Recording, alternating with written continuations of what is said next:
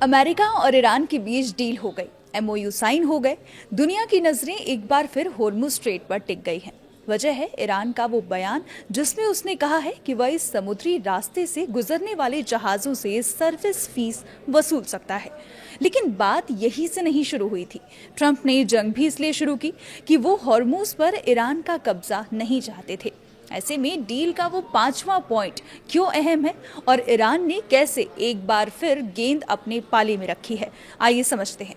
आप देख रहे हैं न्यूज़ 18 का डिजिटल प्लेटफॉर्म और मैं हूं आपके साथ पल्लवी त्रिपाठी।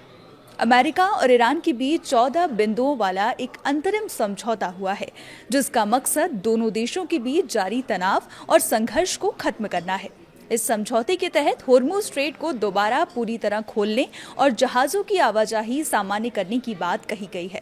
साथ ही अगले 60 दिनों में एक स्थायी समझौते पर बातचीत भी होगी। होर्मुज स्ट्रेट दुनिया के सबसे महत्वपूर्ण समुद्री व्यापार मार्गों में से एक माना जाता है। खाड़ी देशों से निकलने वाला बड़ी मात्रा में कच्चा तेल और गैस इसी रास्ते से दुनिया के अलग अलग हिस्सों तक पहुंचता है। भारत, चीन, जापान और यूरोप के कई देश ऊर्जा आपूर्ति के लिए इस मार्ग पर काफी हद तक निर्भर हैं। इसलिए यहाँ होने वाला कोई भी बदलाव सीधे वैश्विक अर्थव्यवस्था को प्रभावित करता है। अमेरिका ईरान के बीच हुए समझौते में कुल 14 प्रमुख बिंदु हैं। इनमें तत्काल और स्थायी युद्ध विराम और होर्मुज का खुलना सबसे अहम है। इसके अलावा दोनों देश एक दूसरे की संप्रभुता का सम्मान करेंगे। अमेरिका ईरान के आंतरिक मामलों में हस्तक्षेप नहीं करेगा। समझौते के तहत अमेरिकी नौसैनिक नाकेबंदी हटाने की भी बात है। समुद्री व्यापार और जहाजों की आवाजाही को सामान्य बनाने पर सहमति बनी है। ईरानी तेल पर लगे कुछ प्रतिबंधों में राहत देने का भी प्रावधान रखा गया है। इसके अलावा ईरान की जमी हुई विदेशी संपत्तियों को चरणबद्ध तरीके से जारी करने की योजना बनाई गई है। अब आते हैं उस 5वें पॉइंट पर। 5वां पॉइंट ये है कि ईरान कमर्शियल जहाजों के लिए फारस की खाड़ी से ओमान सागर और इसके विपरीत दिशा में सुरक्षित आवाजाही की व्यवस्था करेगा। इसके लिए कोई शुल्क नहीं लिया जाएगा। ये व्यवस्था केवल 60 दिनों के लिए होगी। कमर्शियल जहाजों की आवाजाही तुरंत शुरू होगी और तकनीकी व सैन्य बाधाओं को हटाने और समुद्री माइंस की जरूरत को ध्यान में रखते हुए ईरान 30 दिनों में ये व्यवस्था लागू कर देगा। ईरान, ओमान और खाड़ी देशों के साथ मिलकर होर्मुज के भविष्य के मैनेजमेंट पर भी बातचीत करेगा।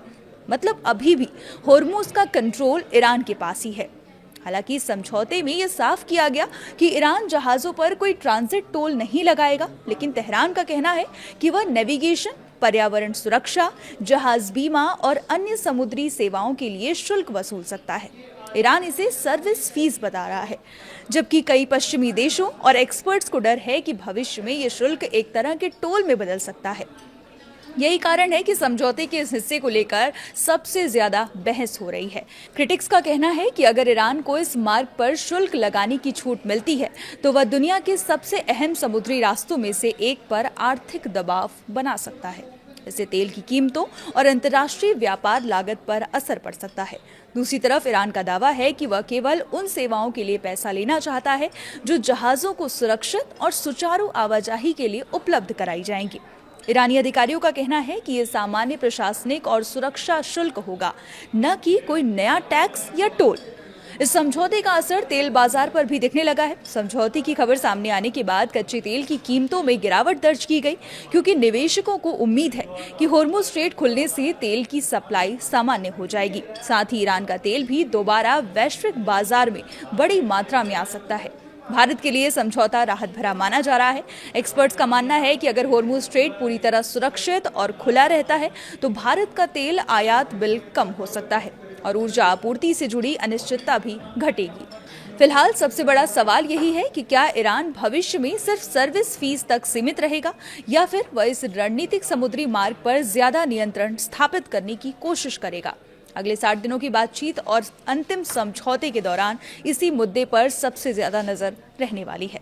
बने रहिए हमारे साथ और देखते रहिए न्यूज़ 18।